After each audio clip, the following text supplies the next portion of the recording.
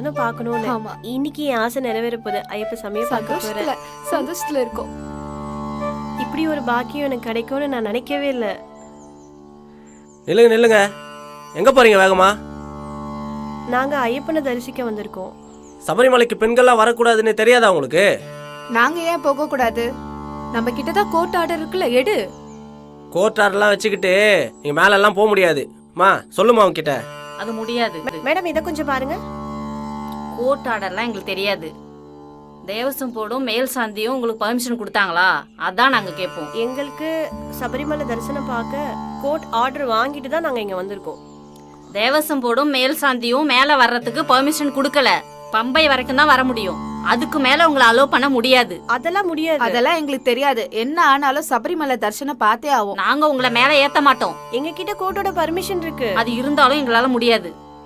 எங்க கிட்ட பேசி ஒன்னும் ஆக போறது இல்ல. தந்திரியும் தேவசம் போடும் அனுமதிக்கணும்ல. தயவுசெய்து நீங்க திரும்பி போங்க. சொல்றத முதல்ல கேளுங்க சார்.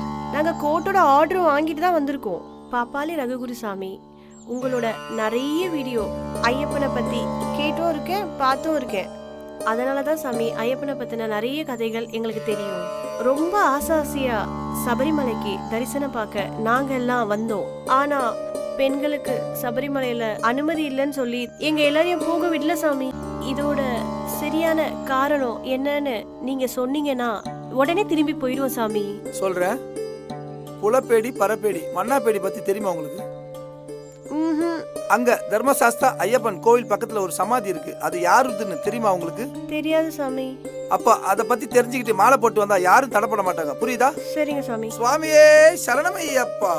பாப்பாளி ரகுகுருசாமி, நாங்க இருமுடி கட்டி நெய்யோட ஐயப்பனை தரிசிக்க வந்திருக்கோம். ஆனா பரப்பேடி புலப்பேடி மன்னாப்பேடி இத பத்தி எங்களுக்கு தெளிவா எதுவும் தெரியாது. அது மட்டும் இல்லாம இங்க ஐயப்பனுக்கு அடுத்து ஏதோ சமாதி இருக்குன்னு சொல்றாங்க. அத பத்தியும் எங்களுக்கு எதுவுமே தெரியாது.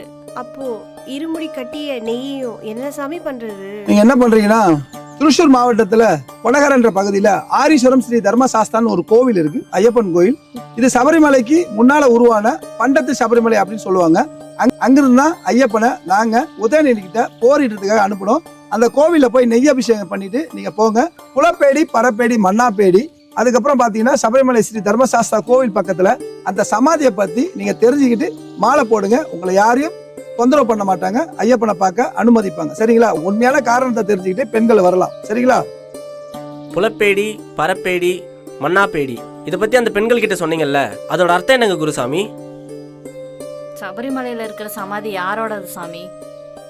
இப்ப ஐயப்பனை பார்க்க போயிட்டு இருக்கேன். போயிட்டு வந்ததுக்கு அப்புறம் அதை பத்தி சொல்லட்டுமா? ஓகே.